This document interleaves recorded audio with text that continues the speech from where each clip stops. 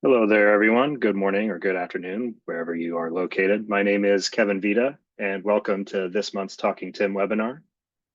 This webinar is sponsored by the Federal Highway Administration and hosted by the National Operations Center of Excellence, also known as NOCO. As a quick reminder, NOCO offers a variety of resources to support the transportation systems management and operations community.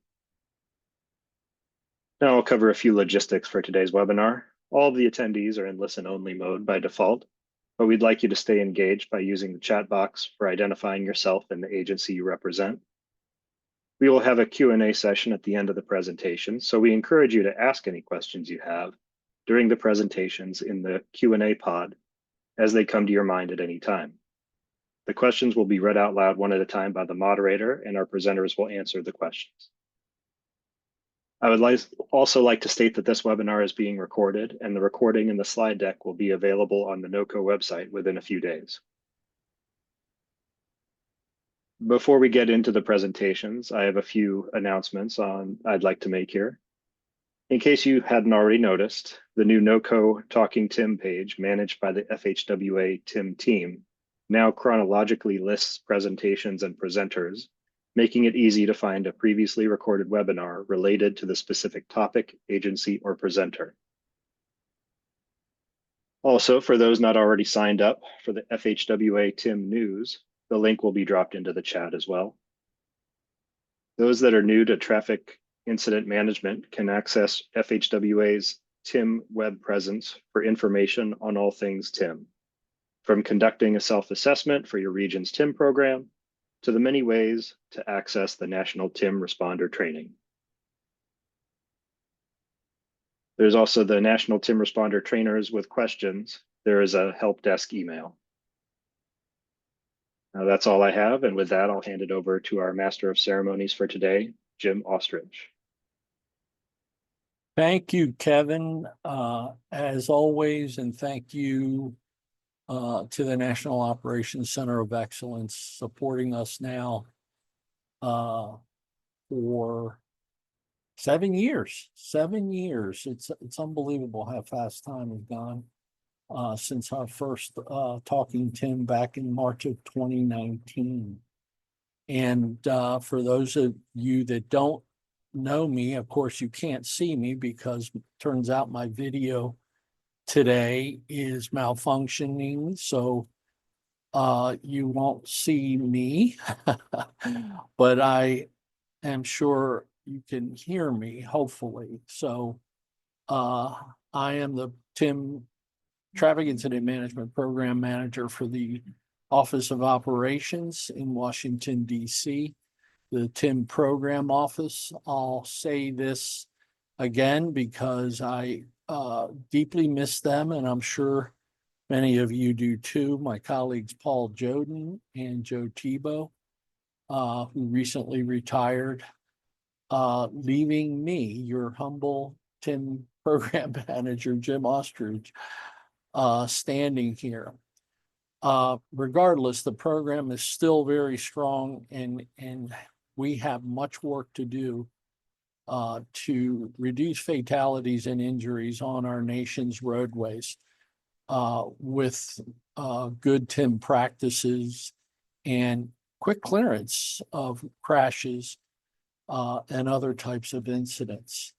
So keep moving forward, keep doing great things in your respective states. I'm delighted to see there's 187 participants today on the webinar.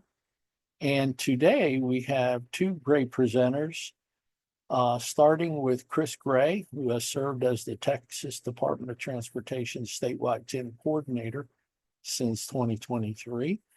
Chris Chris works with each of the state's 25 districts and metropolitan regions to advance Tim training and improve the practice of Tim. Prior to TxDOT, he served the Austin Police Department as a patrol supervisor, hostage negotiator, defensive tactic instructor, and highway enforcement unit officer, working major traffic incidents. Chris is an avid motorcyclist and would like to remind everyone to look twice for motorcycle motorcyclist. So just a quick reminder, as you saw earlier in the chat pod, to ask questions through the question button. And with that, I'm going to turn it all over to Chris. Hey, thank you, Jim. Like Jim said, I'm TxDOT Traffic Incident Management Statewide Coordinator. I'm actually one of 2 coordinators with the state of Texas. My partner is out traveling today, so is not able to be here. But I'll be here talking to you for the next 20 minutes or so about our statewide TIM program. So I believe, Kevin, you have the PowerPoint. Yep, you can click to the next one.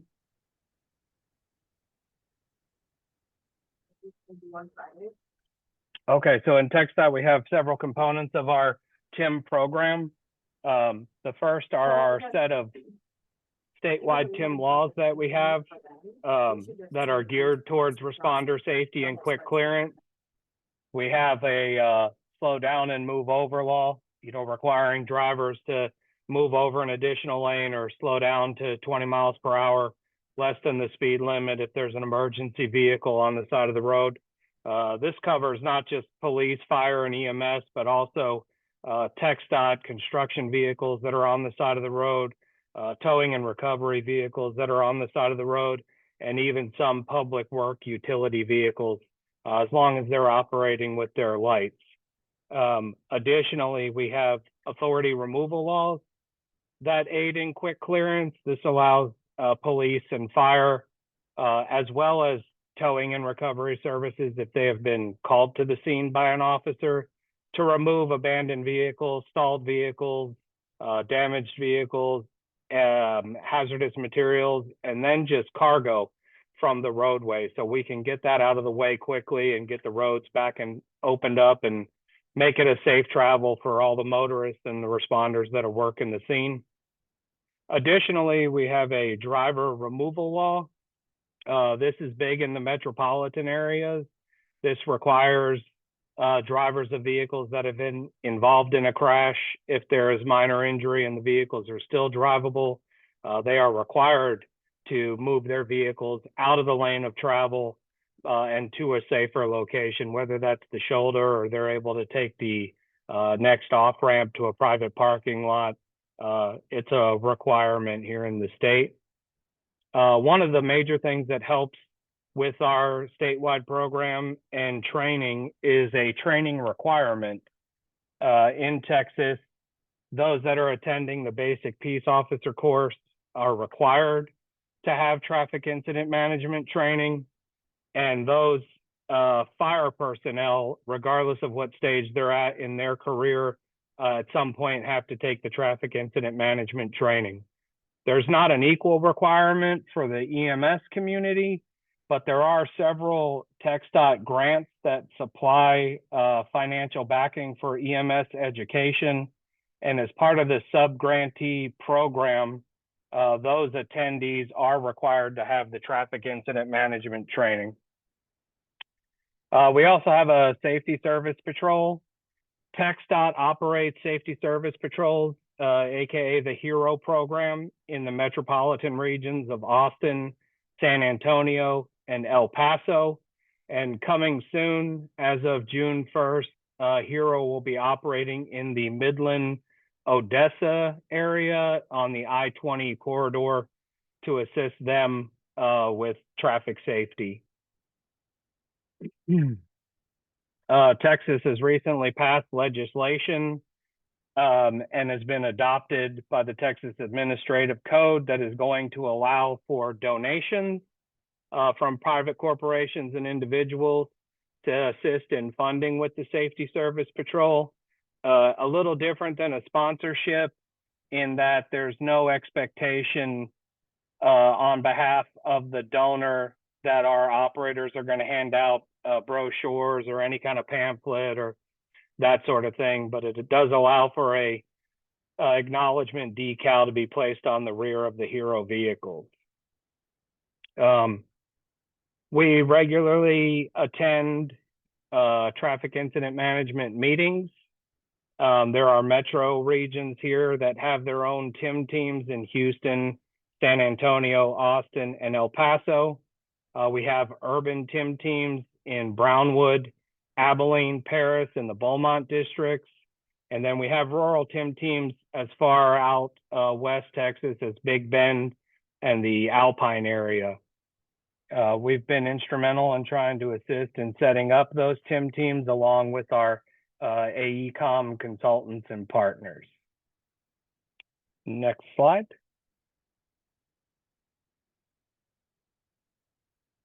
Just an opportunity here to brag for a second. Texas is #1 in trained first responders, with just a bit over 75% of the state's first responders being trained in traffic incident management. I think there's a little animation on this slide. Kevin, if you hit next, there it is.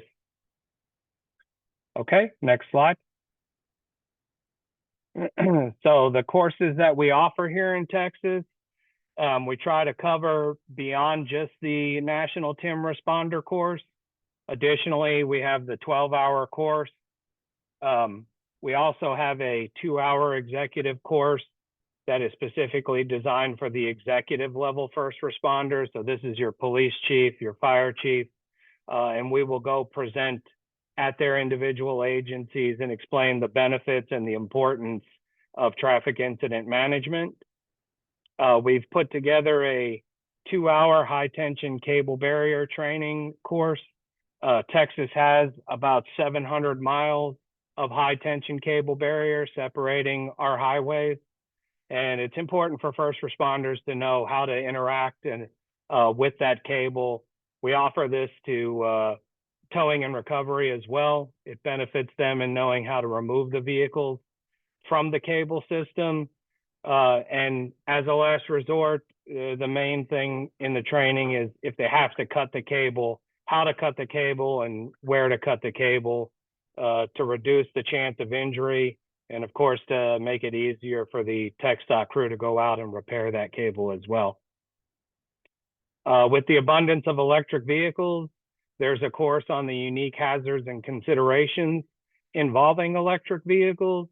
This is generally geared more towards the fire side, but we will travel to any fire department that's requesting the training. And we've had quite a bit of success with that as well. Next slide. This is our TIM training outreach brochure.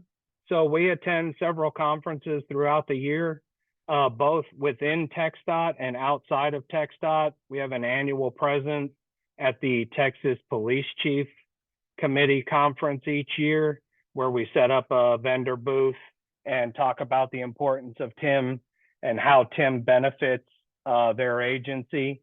And these brochures are on the table. We take these with us everywhere so that we can hand them out to those that are interested. And the ones that aren't interested, we try to hand them out to them anyways to get them interested.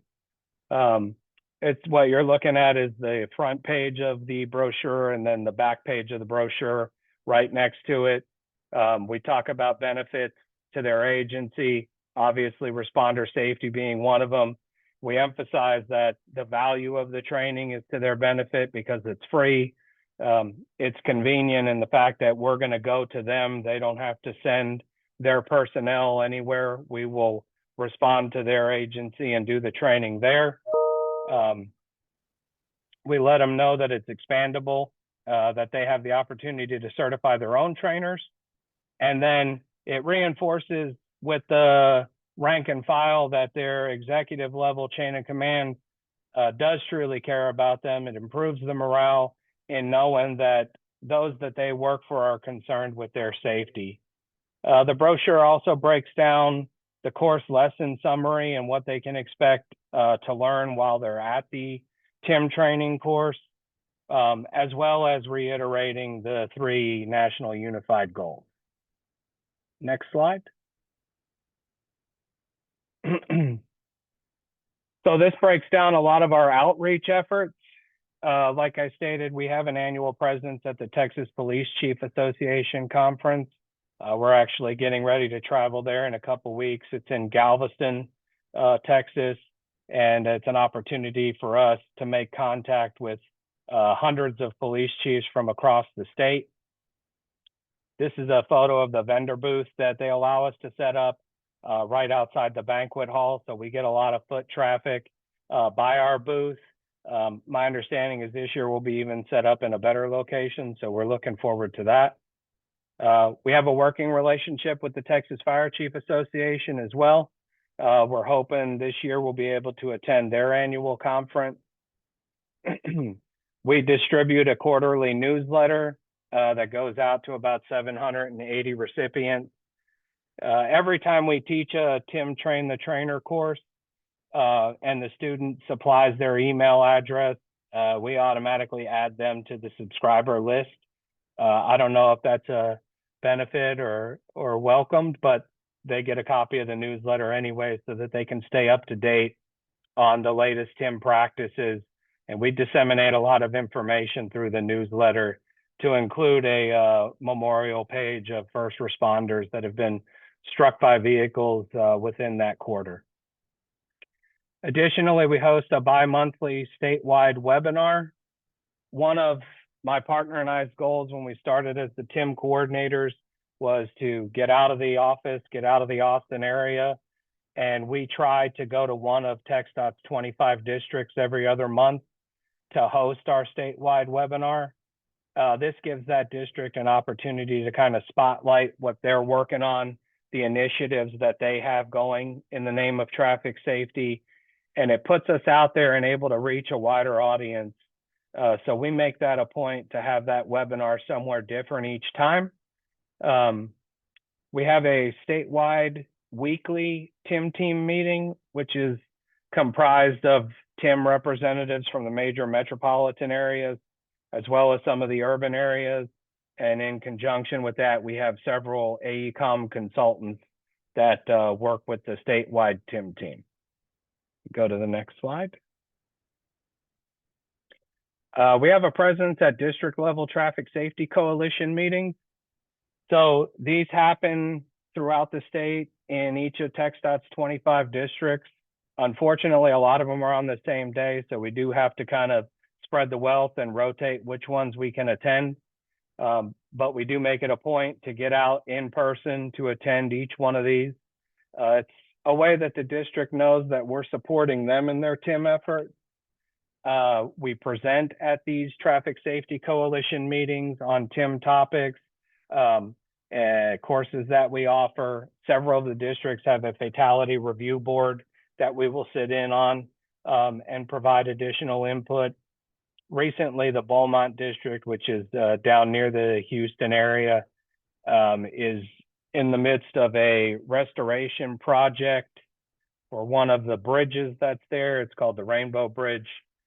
We went down and helped the establishment of the Tim team there, as well as putting plans into action for what they're going to do to address traffic incidents on the bridge. Basically, it's a two-directional bridge that's, well, it was a one-way bridge that they're closing off. So the additional bridge that is there is going to now account for traffic flow in both directions. They're, narrow lanes, no shoulder. So they're efforting plans right now as we speak to come up with a plan for traffic incidents. In fact, we will be there in Beaumont tomorrow to attend their second Tim team meeting. With the assistance of our consultants, we've been able to establish and support Tim teams, both urban and rural throughout the state, with the Big Bend Alpine area being the most recent addition to those Tim teams. But I think when it comes down to it, one of the big things that makes Texas successful is both Sean and I are first responders at heart, will always be. We both retired from a long career in law enforcement. We understand the safety of first responders and the necessity of that. And the fact that we're willing to travel anywhere in the state and assist the agencies, we assist the TxDOT maintenance crews, whoever we can with this important life-saving training. I think that's what speaks the most. volume about the success of our program is the willingness that Sean and I are going to travel anywhere to provide this training. It says there even a small town storm shelter. That's not an exaggeration.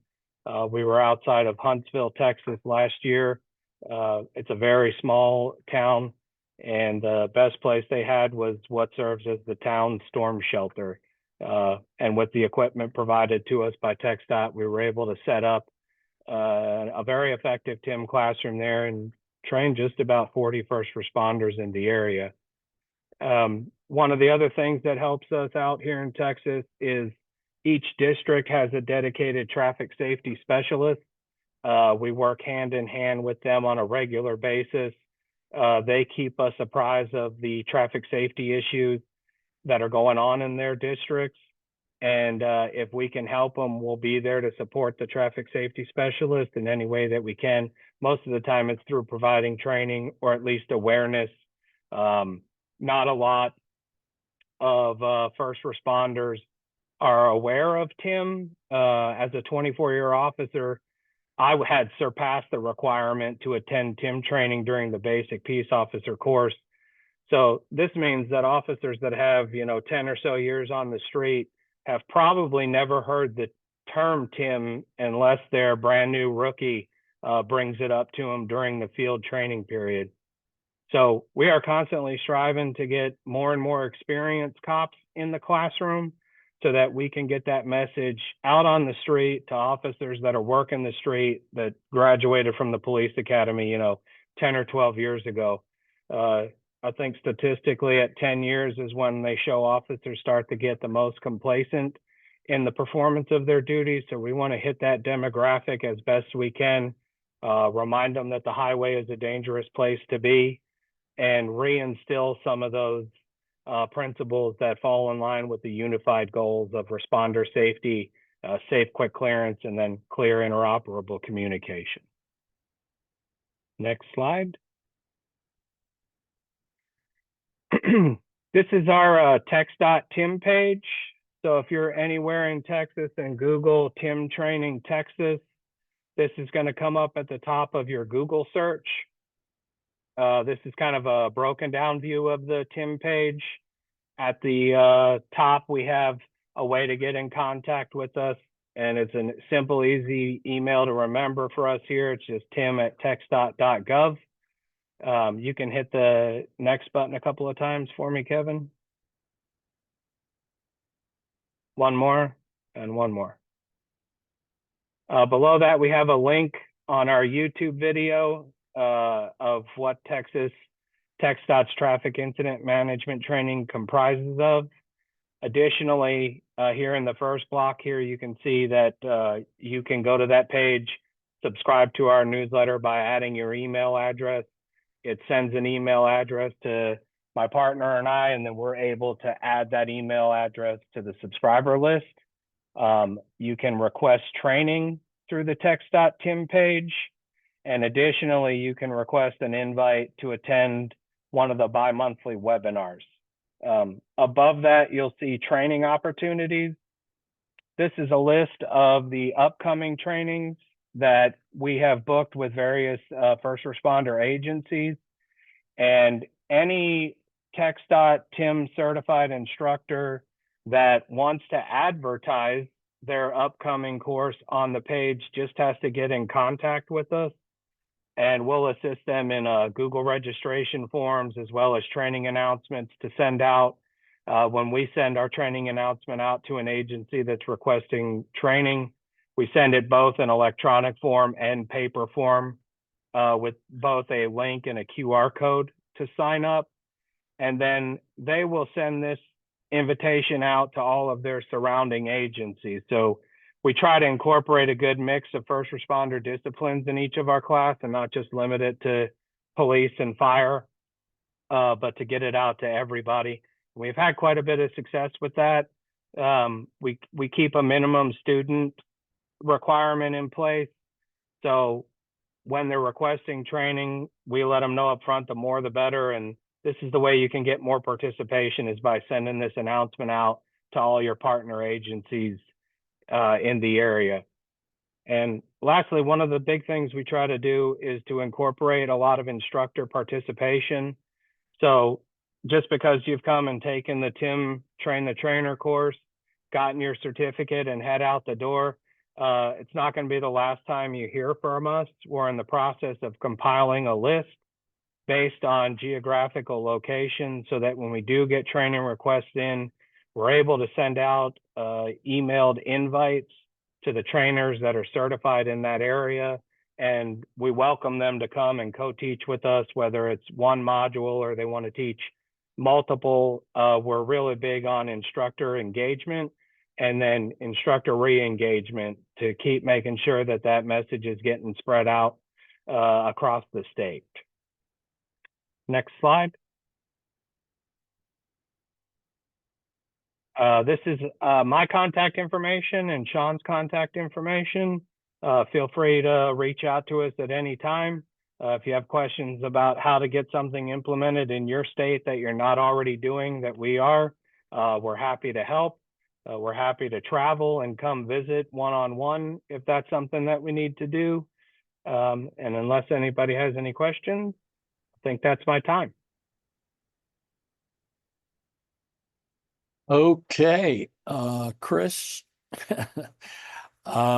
Unfortunately, we don't have enough time for me to sing your praises. I hope our audience has paid close attention because you really have shared an incredible, well, let me just put it to you this way. The formula for success is what you just laid out, sir, for a strong TIM program. Not everybody starts out, you didn't start out this way, neither did any of the other high performing states, if you will, for TIM programs. But you just described so many things that are key to success. I can't thank you enough, and I hope folks take advantage of the fact that your presentation has been recorded. Many thanks to you and Chris, or I'm sorry, to Sean, and before you guys, to Dave McDonald. All three of you retired from Austin PD, if I'm not mistaken. And That's correct. you guys put the TIM program on the map for sure nationally. And I encourage our audience members to reach out to you. So thank you again, Chris and Sean. So keep asking questions in the Q&A, please. And this is fantastic. We have over 210 participants that are here with us today. And next up, I'd like to introduce another phenomenal TIM champion leader in this nation. His name is John McClellan, and as you see, he is the Freeway Operations Supervisor at MnDOT, or Minnesota DOT's Regional Transportation Management Center. John has worked for the DOT since 2002. John's group is responsible for monitoring 1,400 Minnesota freeway traffic cameras, locating incidents, deploying overhead message signs, coordinating response with state patrol, and dispatching freeway incident response safety teams. John represents Minnesota DOT in the Safety Service Patrol Pool Fund Study, which I just want to put a plug in for. We still have a couple years with that project, as John will attest to. And if we have about approximately 19-20 states that are participating in the Pool Fund Study. You may have heard Paul and Joe try to sell your participation. Anybody that has supervisory leadership influence in your DOT, we highly encourage other states to join in, because there's time, and you'll learn a tremendous amount of information and best practices, and people like John are leaders in the program. So with that, I'm going to turn it over to John McClellan. All right, thanks, appreciate it. Thanks, Jim, and thanks, Chris. Nice job. It's always fun hearing Beaumont get talked about. I lived in Beaumont many years ago. I spent some time in Beaumont. It's an interesting place. It's fun to always hear something happening Beaumont related. All right, so talking about Minnesota, but I mean, this isn't a show and tell about Minnesota. There's plenty of that stuff out there. This and a lot of what the point of this presentation is about, how different all of these programs are, and then kind of relating some of the challenges and all that into it too. So it's it's safety service patrols on a national level, but through the lens of Minnesota and kind of the comparison between the two. Next slide. So there's stuff we'll talk about. Overview of what Minnesota does. How that fits with other programs, how it's very different than other programs.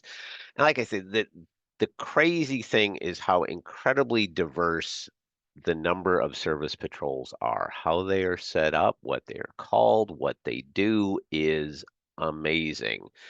So if you are familiar with a service patrol, hopefully, or if you only have kind of a minimum amount of familiarity with a service patrol, hopefully you'll come out of this with a little bit kind of bigger idea of how many different ways there are to do it. And if you manage a service patrol, I'm guessing if you went to your neighboring states, you would find something completely different.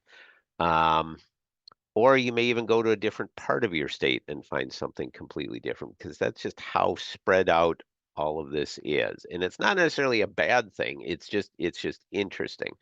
And I'll talk a little bit about safehighways.org and the quarterly webinars and the Safety Service Patrol Pooled Fund Study, give a plug for that. And then a couple of the other just sort of the challenges and opportunities that are going out there. Again, if you are on a leadership level and you can, kind of just plugging it into your thoughts, and you have a way to, kind of have these things in your march forward. And really a lot of this is trying to, the service patrols is so much on a local level. There's elements of this that are national, and some of the challenges and some of the opportunities. So trying to kind of having that in your head as you move forward. All right, next slide. So there's the basics on Minnesota.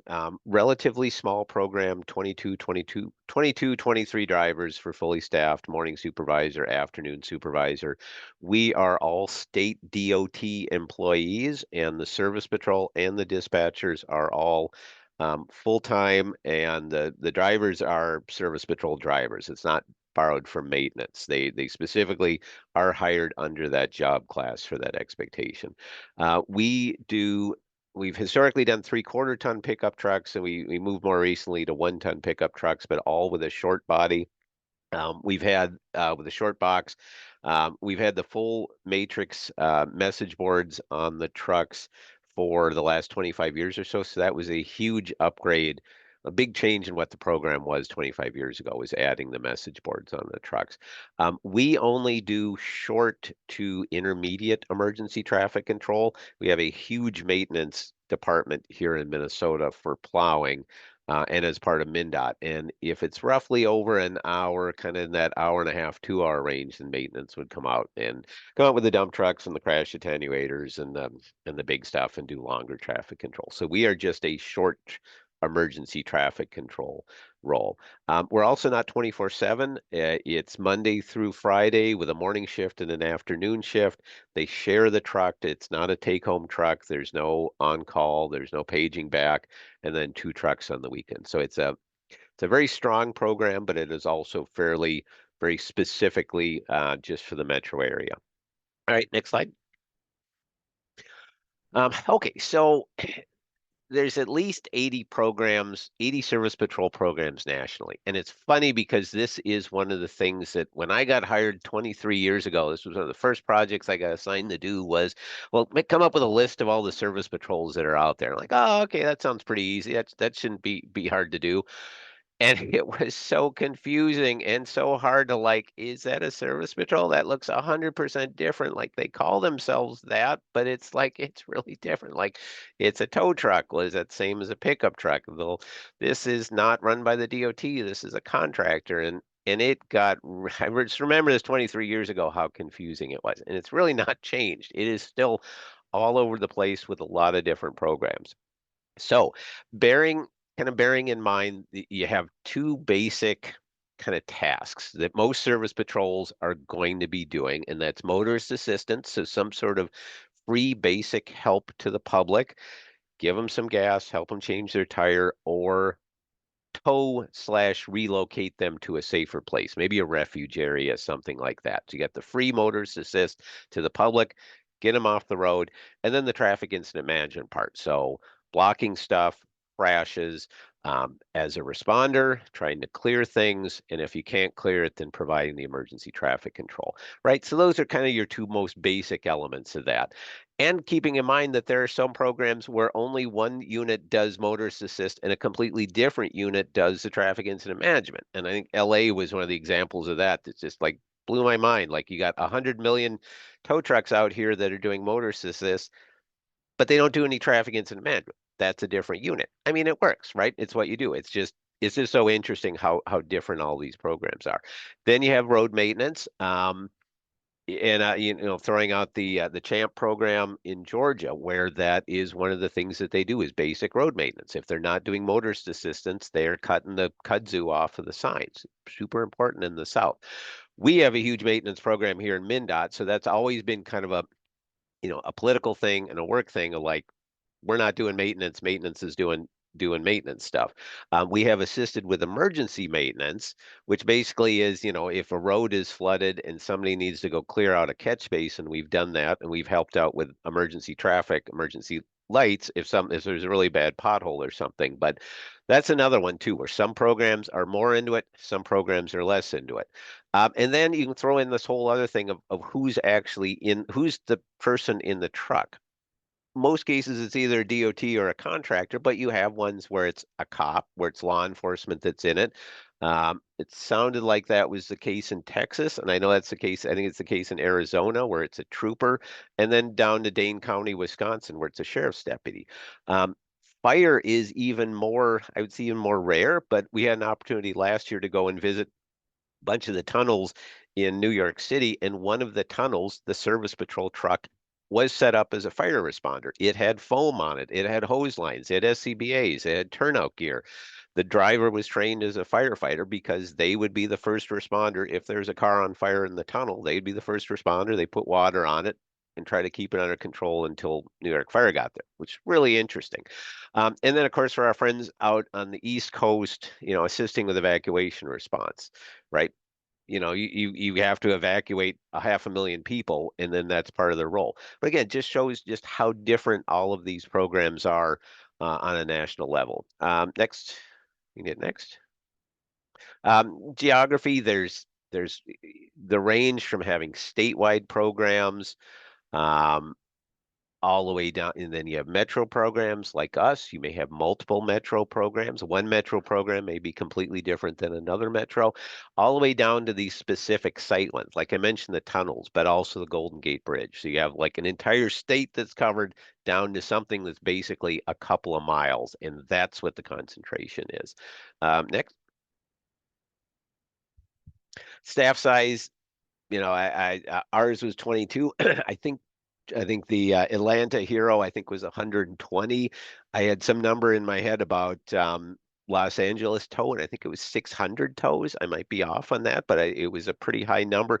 Down to, like I'd mentioned before, Dane County, Wisconsin, where it was, I think, 2 trucks. So I don't know if that's a shared truck with 2 deputies or 4 deputies or not. But you can kind of, again, you can see the staff size differences.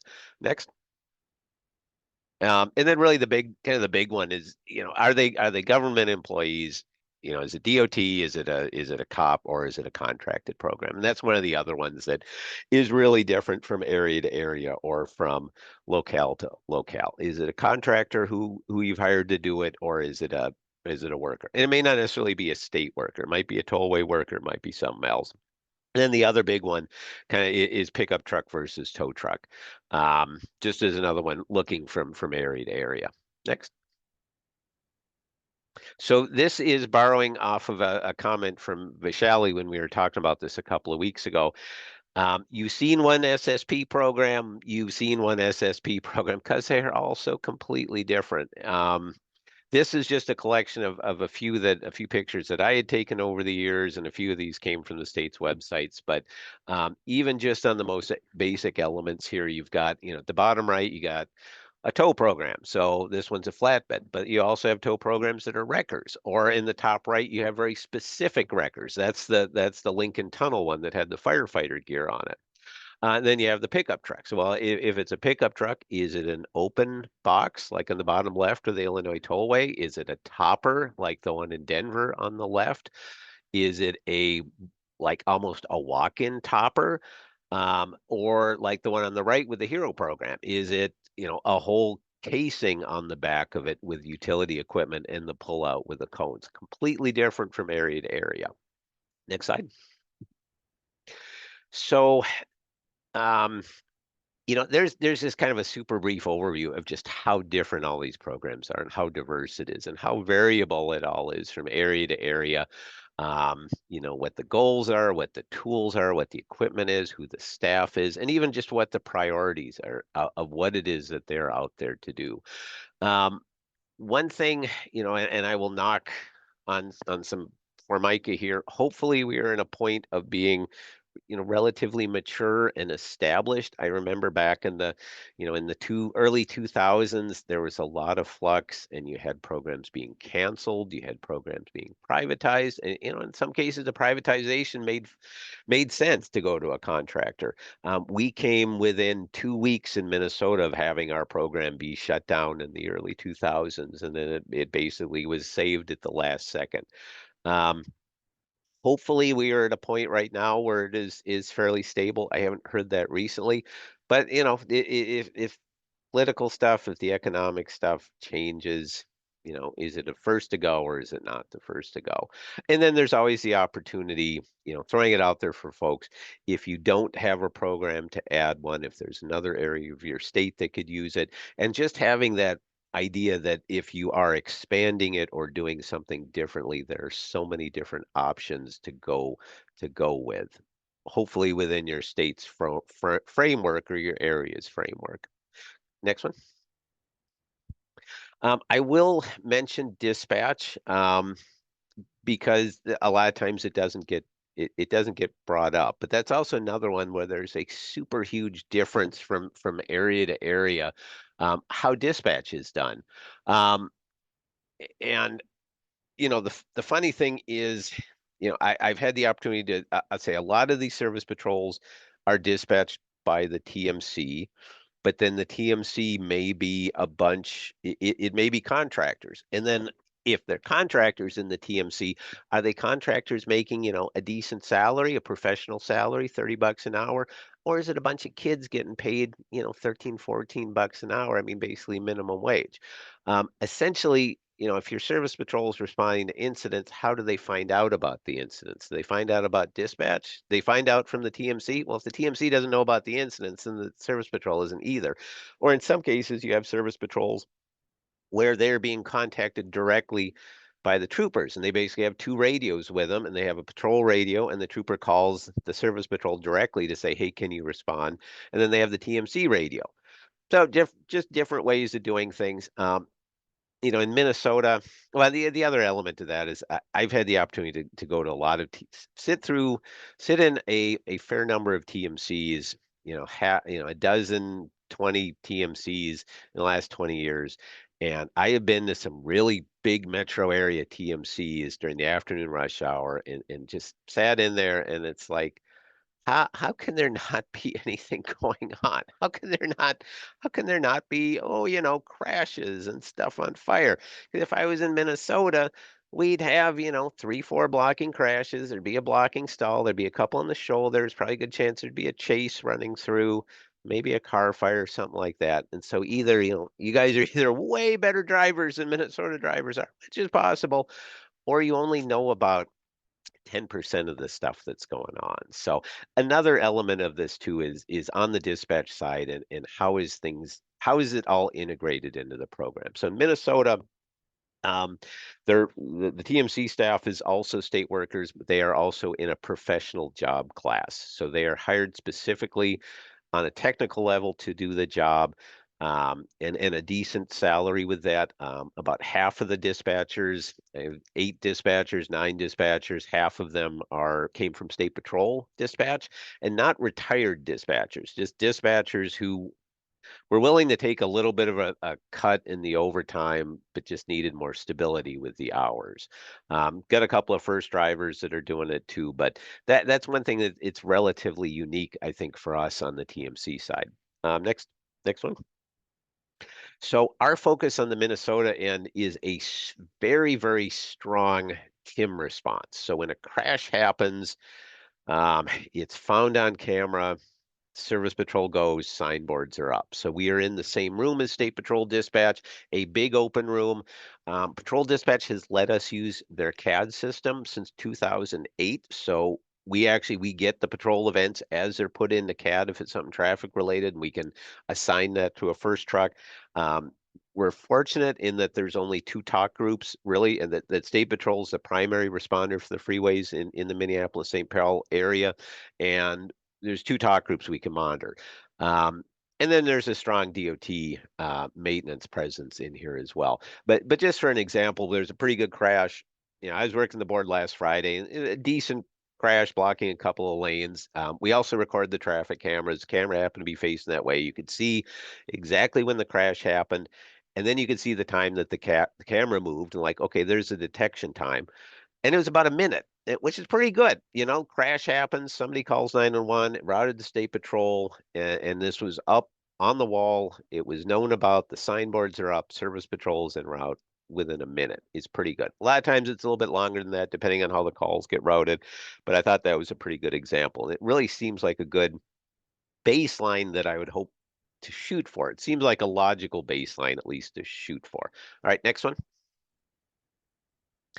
Now, the downside of all of this is that, yeah, we have this really strong dispatch, find stuff on camera, get the Service Patrol en route, get it, get somebody there, try to clear it if we can, put up the message boards. But on the downside, we do minimal on the 511 and on the car side. It's an auto feed coming out of CAD that says watch for a crash.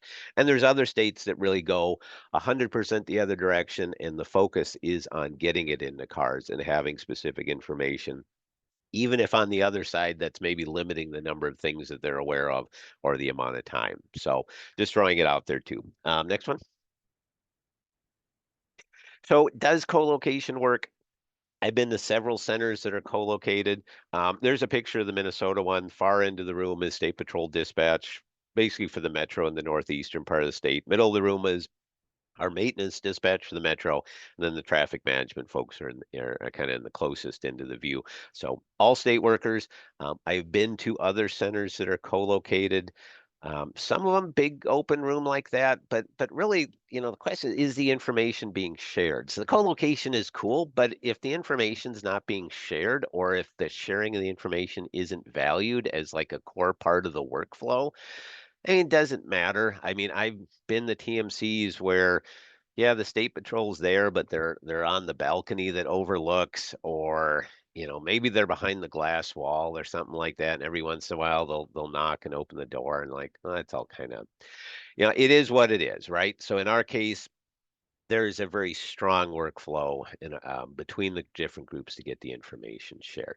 Certainly, complexities in this is recognizing that a lot of the states have contracted TMC people, and whether you're private sector, whether you're public, and then what the salary differences are. I mean, there's a reasonable amount of parity on the floor between the different groups, and kind of shifts from year to year and contract stuff, but reasonable amount of parity. But there's other places where it's going to be completely different. And then really the big one um, is law enforcement and CJIS and the FBI, and whether or not the information can be shared, and what really needs to be done, and what is the training. And I caught Chris mentioned about the old NUGTIM thing about clear interoperable communications, and like it seemed like we were going, yep, we were there. But now we have this, oh, we need to be encrypted and this is all top secret. And we're going to go back the other. I think we're going to go back the other way where it's not going to be clear and it's not going to be interoperable because of the CGIS requirements. And what do they mean? When do they have to happen? What do you have to do to fulfill it? And are there options in there? And I'm almost scared to even mention it now because things are in such amount of upheaval in Washington, D.C. that I don't know. But it's certainly one of those things that we'll see. Next, or certainly is a concern. So industry challenges, number one, are we an industry, right? And this was a project a couple of years ago was to try to make an industry association with service patrols. And it was a group of us managers trying to bring this forward and try to create an industry association kind of similar to all of the other different groups that are out there, other different workforces that are out there, something for lobbying, something for education, something for some degree of uniformity. The problem that came up out of that is, well, there's only a few thousand Service Patrol employees nationally, right? It's a super small group. Most of them, almost all of them, are getting paid nothing. So the drivers aren't going to pay any money to be part of a group. The states aren't going to pay any money to be part of it. And it's such a wide diversity of different types of equipment and trucks that are out there that there's no vendor who's gonna sponsor it. So there basically wasn't any money to do all of that kind of logistics that you need of an industry association, like even just hiring somebody to make the web page or do the stuff or make the things, let alone doing anything else out of that. So the industry association kind of fizzled out for that reason.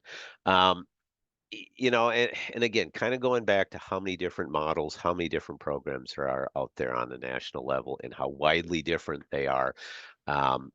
But really, police, fire, EMS, tow are all pretty understood, pretty expected at a scene or expected as part of the conversation. Is SSP part of that? Would anybody notice in your area? Would anybody notice in our area if they went away? And how to really make that rooted in there that, yes, this is part. There are 5 parts of this. There aren't 4 parts of it. Next one. Yeah. So, the political essentiality and hopefully to a point it's evolved to that. But, if the economy tanks, is it first to go? And again, that post 9/11 crunch is where our program came in along with the political side of it and really gunning after state workers. Where are we? How strong are we? And what does that mean to maintain that? Next one. And so these are some of the national things. This came out of the last Service Patrol meeting, or out of the last pooled fund study, was that some of the states that were having contracted programs were getting called by their contractor saying because of the dramatic increase in cost of insurance, that the contractors who provide the service patrol, the safety service patrol, couldn't do it anymore because it was too expensive. And then they were turning to the states. And I don't know what the states were going to do, but basically the contractor was saying, we can't afford to run the program that we're contracted to do because we can't pay the insurance.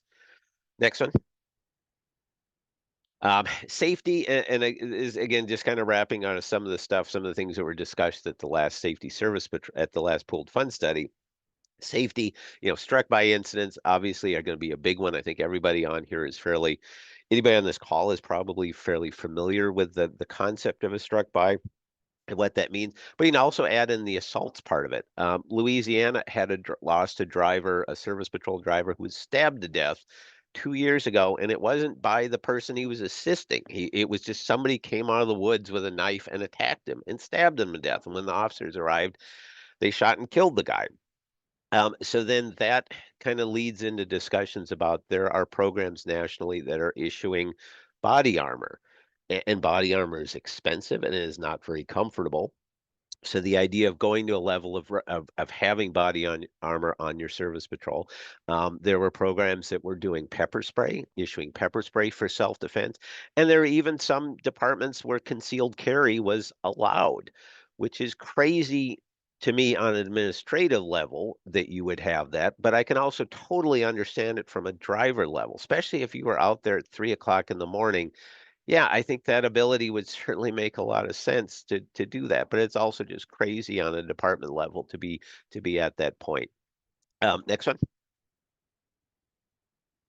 Yeah, and like I mentioned, at least for us in Minnesota, a huge amount. We are hugely reliant on this cooperation with State Patrol and being able to have this clear information going back and forth, and what CGIS and what the FBI and what the different states interpretation of this means, and what that means as far as cooperation. And hopefully it goes off on a good path. But so far, so much of this is so state dependent, and who the individuals are. I would see this as being a big challenge. It's a big challenge to us in the future. One more, I think. Next one. Yeah. So, and you can go again. So one nice thing I will mention, one closing this slide on a positive one. Um, the so I presented about this last year, was about the debris removal systems for the service patrols, better ways to be able to get debris out of the lane. Um, the swiper, which is made by Musterman, which is the St. Louis, Missouri DOT system, should now be on the Minnesota state contract. So if your state or your entity is part of the collaborative purchasing agreement, you should be able to buy this device off of the Minnesota contract. And I think the cost was about $6,700, and that includes a push bumper. And I think that was just the standard Zips push bumper. So, certainly, yeah, an alternative to the much more expensive models that are out there. Next slide. All right, so I will mention a couple of resources. Safehighways.org and the Idea Sharing Network. 10 years. 10 years have been doing this. Quarterly webinars. I will point out that safehighways.org, just for being clear, it is part of Travelers Marketing. And if you're familiar with Travelers, if you are part of Travelers Marketing, or if you're familiar with Travelers Marketing, they do the sponsorship. So if you've seen the Service Patrol, State Farm Service Patrol, Geico Service Patrol, as Travelers Marketing, safehighways.org and the idea sharing has been very good. Sam has been very good about keeping that separate. So quarterly webinars, you can sign up for the notification if you go to the website. All of these Service Patrol meetings, these sessions are recorded and replayable. I would suggest, if you want just something for fun, check out 19, 20, and 28. Those were state show and tell. So it was basically 4 or 5, you had an hour, hour and a half, and states had 10, 15 minutes to talk about what their patrol does and how it's set up. And some of them are pretty basic, just going through how the truck is, and then some of them expanded out to be quite a bit more. So if you are not familiar with this resource, strongly advise setting it up, getting connected with it, and then signing up for the webinars too, and checking out some of the sessions. It is a good resource. And then the pooled fund study. Third year, going on the third year of this. I hope with all of the things that are happening that this all still exists. I hope it is a lot of this comes out of the same thing what I've been talking about for the last 15 minutes, how different all of the programs are, and just this attempt to try to get some sort of cohesive understanding and ability to communicate with each other. One of the projects, or the big projects underway right now, which is being done by Volpe, is just trying to collect from the different states and trying to put together some sort of a book that has information on the different programs, and really trying to kind of build some sort of a framework to be able to just talk about how these programs are. So that's, like I say, it's going in the third year. If if you have the resources to do it, just like Jim said, recommend that you add in. There's some programs that are out there that would be great to have part of it. Because again, I think the more diversity in the pooled fund study, the better it is, because the more we can all learn from each other. So if you are not part of this, or you've not heard of it before, please check into it. Please reach out to Jim. and strong, and it's not like a huge commitment. I won't get into all the details of how it all works, but it's not a huge commitment, and it's not like your state's money either. It's all very complicated, but yeah, it's a good program. And the more people that are part of it, the better it's going to be. And I think that's it. Next slide. All right, thank you. And I will turn it back over to Jim. Thanks, everybody. And apologies for rambling for the last 20 minutes, but hopefully some good information. Some of the best rambling we'll ever hear. John, outstanding presentation as usual. Can't thank you enough. The point you were making about Service Patrol, other states that are on the call here that we consider the initial investment it's just $25,000. Yeah, $25,000 is a lot of money to folks, but we're talking a DOT, and hopefully others will take advantage of what we're doing with the Safety Service Patrol Pool Fund Study. And as John said as well, we're in our third year. We have a couple more years to go, and it could actually go even longer. So I also want to put in a plug before we get to the Q&A part. One of the organizations that FHWA partners with is the Emergency Responder Safety Institute, ERSI. A lot of you know of them. They fall under respondersafety.com. If you've not visited their website, please do. They offer the National TIM Training Certificate there, which is equivalent to the one that Federal Highway developed. And so we have a great partnership with them. Also there, you can find the reporting form, the incident reporting form for responder struck by that was mentioned earlier as well.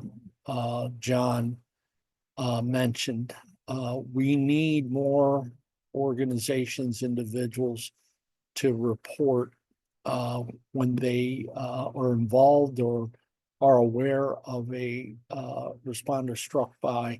It can be even a vehicle strike that the responder was not killed or injured. The vehicle strikes, we hope to one day have much greater data on vehicle strikes, because that tells a big story. And it's a huge problem, as was said, or as you know. So with that, I'm going to move to our Q&A here. And we have John, Chris, and John and Chris can turn on their cameras again. We have some questions, Vishali, on the Q&A in the chat pod. Have we addressed all of those, Vishali? Question. I think the only one that we did address, but if you want to speak more to, is national accreditation for safety service patrol programs. Yeah, National- And that was a question for Yeah. John. Go ahead, John. yeah, I that is an interesting idea, but again, it is such a crazy field full of cats all doing their own cat stuff that getting it to a point where you'd be able to say, okay, you're all cats, you all use this same litter box, and you all drink out of the same water bowl. That's still a ways to go. And what that looks like, and if you say, well, you're gonna, to be accredited, you need to do A, B, and C. There's going to be at least a third of the programs. Well, we only do A and B, or we only do A and C. So it's an interesting thought, and I think it's probably on the wish list, but I don't know what that looks like yet. And trying to have it be useful enough. And really, that was a lot of the point of the industry association, and then that didn't go anywhere. Maybe the pooled fund study will help at least facilitate this communication to get everybody in the same room. But I think that's still a long ways off. But it's certainly a good one to mention, though. It's a good one to keep bringing up, though. Absolutely. And to that point, as you were speaking earlier, John, you've heard me say this before, states, DOTs and the SSP programs or TIM programs as a whole, I believe do not do enough to wave their flag of success. And it's not always easy because you have to have a good relationship with your public affairs officers, your PIOs, your communications officers, and inform them about the great work that the service patrols did on a particular incident, day, or what have you, and do that all the time. Some states do a little better in that area, but I can tell you in Washington, D.C., when I ran the program working in collaboration with VDOT and Maryland SHA, all the time we were saying and talking over the airwaves, radio airwaves, that is, not so much TV, but radio airwaves, about the great work that the patrol services provide to the motoring public. So keep that in mind. Okay, so what about our canned questions here? Vishali, do you want to go? Because there was some great points made by both. I know Chris in particular, his weekly, he has weekly meetings with, I think you said districts, Chris, and then you had the monthly or quarterly meetings statewide with the statewide group. Yeah. Can you speak Jim, a little? Go ahead, I'm sorry, Vishali. go ahead. No. Yeah, so I think, yeah, you mentioned that you have the monthly and quarterly, well, let's see, nationally, a lot of TIM groups meet monthly and quarterly, but your statewide group meets weekly. So can you speak more to what you cover in these weekly meetings, who participates in the weekly meetings, and the value you find from this weekly touch base? Sure. We meet weekly with most of the major metropolitan region TIM coordinators, as well as our AECOM consultants. Most of the time we're discussing current events, traffic incidents that have occurred on Texas roadways. We talk about the content for upcoming bi-monthly webinars, as well as content that's coming to the next newsletter. So we don't find it necessary that Sean and I have to be the focus of each newsletter. So everyone kind of checks their ego at the door, and whoever has a topic that we think is going to garner the most interest in traffic incident management, that's kind of how we pick what goes on the front page of the TIM newsletter. It's a recap of the previous quarter, where trainings have been conducted, new innovation that's coming out from TxDOT, from drone usage to VSLs and dynamic messaging signs. We cover all of that. Recently, we covered the difference between the old concrete barriers that you see here in Texas versus the high tension cable system. So it's just a meeting of the minds and a collaborative effort to put the best information out to the audience. And then we do the same with the bi-monthly as well. When the timing lines up, we use the bi-monthly to garner interest in the upcoming newsletter, and vice versa. If the newsletter comes out ahead of time, then we'll use the newsletter to garner information for the upcoming webinar. But the topics are vast, and we try not to do too many repeats in the webinars or the newsletters. Every once in a while, we'll bring back a speaker just because there was a lot of interest in the topic, or it's still an ongoing thing. For instance, here in Texas, we have a lieutenant with Lubbock Fire that's leading the way for, helmets for first responders that are working incident scenes on high-speed roadways. And then in the coming newsletter and webinars, we're really trying to spread the word on the on-scene blood transfusion that a lot of EMS agencies here in Central Texas are going to. That's pretty impressive. I think what's unique is that you're not, like you said, shouldering the load for the newsletter on just TxDOT, but you are relying on your partners at all of the regions. Very few states have quarterly TIM newsletters. Do you have any suggestions, or what might it take for other states to copy your success? And I think what's unique you shared in your presentation is that anytime you have a TIM responder that's trained, you add them to your newsletter. So you're growing your subscriber list. But what's your sort of recipe or guidance for others that may not yet have a newsletter? Well, I think one of the big advantages we have, and kudos to our predecessor, is neither Sean nor I can take credit for building a great TIM program. We were fortunate to walk into one, and we've provided some updates to the program, but we started with a great program to begin with. We advertise and talk about the newsletter on a regular basis. Every TIM training we do, we discuss the newsletter. It's really building that subscriber base. You know, we've learned that if the newsletter is 6 pages long, and I can look at the metrics after the distribution of the newsletter, around page 3 or 4, people start to lose interest. So the same thing with our webinars, where initially the model was to book 2 or 3 speakers, to give each one of them 10 to 15 minutes to talk about a topic. And the newsletter, you know, was filled with multiple articles. And we quickly realized that a lot of the speakers during their presentation would say, this is something I was going to cover, but I was out of time. Or I wanted to talk about this, but I only have 10 minutes.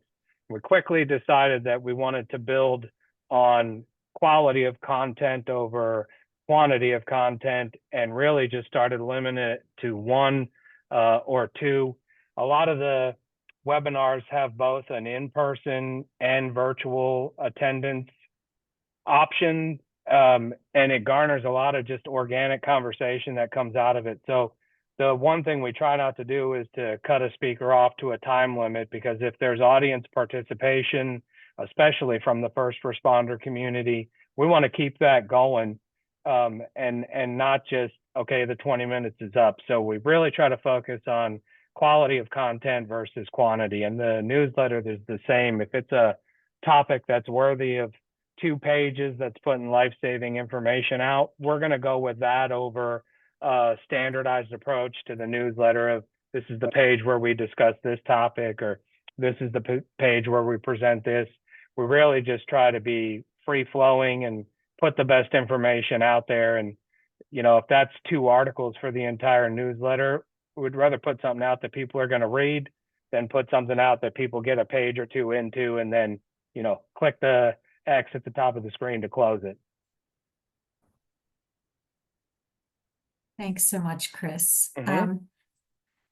Jim, back to you. I know we have a couple more questions for John as well, but I didn't know if you wanted to sort of spotlight, like Chris said, there's really a very strong, energized program that was developed at TxDOT over the last, I want to say 5 years or so, and it's just going gangbusters. So any more questions for Chris?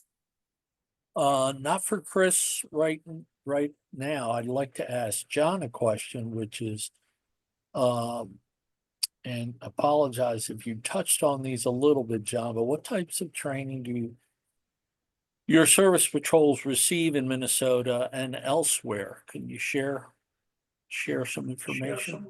Yeah, so Minnesota is basically all on the job. And there's not a lot of turnover. So the program, it's a small program. The turnover has not been too crazy. You know, it's a couple of years. We have been hiring. Most recently, we've been hiring out of the tow industry. It's kind of one of these things that for a while it was like a bunch of fire volunteers, some retired people, and then it was some volunteer fire, And then we started shifting in the tow, which was one of these things where you hire one tow driver and then they have some friends and then they call some other friends and then they come in. So the last few years has been really tow heavy. So a lot of it, I mean, really all of our training is on the job. It's they ride for a week with the supervisor and then they ride with each driver on the shift. And at the end, and then each of the drivers signs off on them and says, yeah, no, they're okay, they're okay, they're okay. And then it kind of goes that way. So we do not do any classroom or any formal training. And that's very different than some other states that have like multiple week like academies and stuff like that. We don't do that. Yeah, well, thank you for that. What about the economics of providing a safety service patrol, John? How are you guys funded and So ours is, again, every area is going to be completely different. Ours is part of the traffic management center. So the traffic management center has its budget, like, I don't know, 4 million, 5 million, something like that a year. And that includes like 60 staff people, including the people who fix the cameras, who go out and fix stuff, and then the people who design the fiber and design where things are going to be, and the integrators who plug stuff in, the TMC dispatchers, and then the service patrol. So ours is funded out of the DOT budget and is specifically to the traffic management center. Probably very different than a lot of other states who are all going to have their own ways of doing it. okay, well, thank you for that. I will mention mention one quick thing.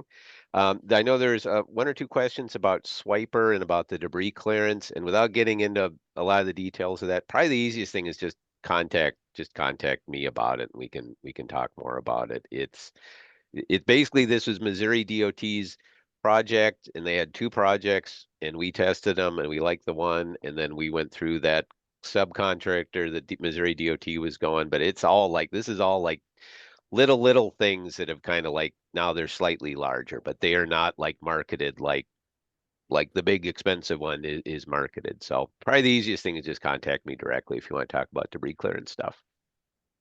Very And good. there's one more question for Chris. Are you holding these events in person or hybrid virtual meetings or both?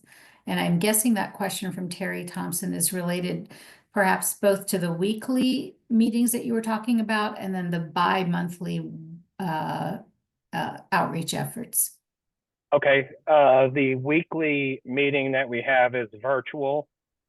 And then the bi-monthly webinars, we have both an in-person and online element so that we're able to attend them in person. The presenters are generally also in person. Periodically, if they're out of state, then we would have them present virtually. But for the most part, the presenters and myself and Sean are in person, along with whoever the local stakeholders are. And then there is a virtual portion that's online for people that are further away. Thank you, Chris. Chris, what about the percentage of funding federal versus state? Yeah, I'm looking at that in the chat. TxDOT receives its annual budget from the state. So my full-time position here with TxDOT as well as Sean's is all part of state funds.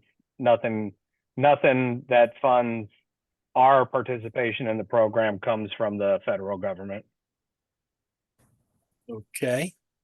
By the way, on your bi-monthly webinars that I have had the pleasure of listening into from time to time, is there a link?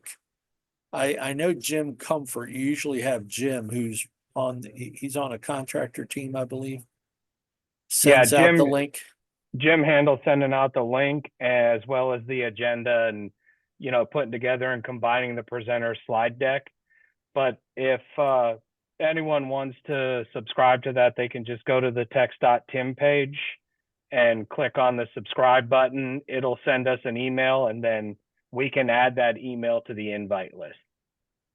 Yes, sir. I try to steer many of our friends across the country to your bi-monthly because it's just fantastic. And we appreciate that. We are really looking forward to the next one, if everything goes as planned, and sometimes it doesn't always happen, a presenter has to cancel, but the next one, we're hoping to hear from both the medical side as well as the business side of these agreements that our local EMS agencies have with the blood banks here to provide that on-scene blood transfusion. Yeah, and that whole effort in the EMS world with the blood, whole blood, real blood being made available at crash scenes is an incredible initiative that stands to save a lot of the lives. And I've heard as many as 40% of the, let's just say 35 approximately thousand fatalities that occur every year. Think about that.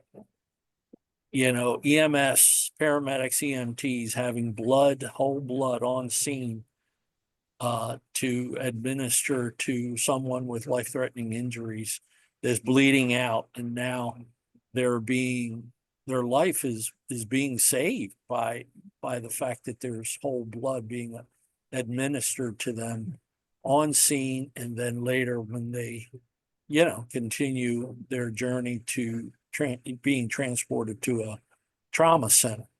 This is new stuff that's happening. We have an agency here in Central Texas that within the last year, I don't have the exact number, but it is well over 500 units of real blood that they've used on scene, with a dramatic increase of survivability for the patient before they get to the hospital. Exactly. That is just wonderful. Thank you. So And we have about 8 minutes left. well, I think we're almost out of time. We typically try to finish about 10 minutes in advance of the 3 p.m. mark. We do? So we do. I thought we always go 10 minutes over. But no, I love it. Anything else from any of our audience? Now's the time you can speak up, open your mic. If anybody has anything they want to share. Kevin, are they able to do that?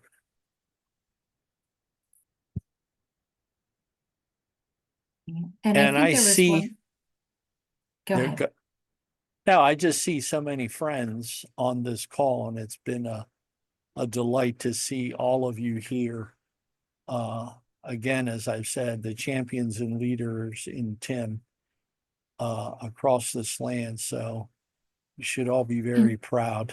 And there's a new question from Tony Casella, noting that from some of their Towards Zero Death coordinators, that not everyone has time for TIM coalition meetings 2 or more times a year. These are the in-person meetings. Have you any experience related to that, and how did you handle it?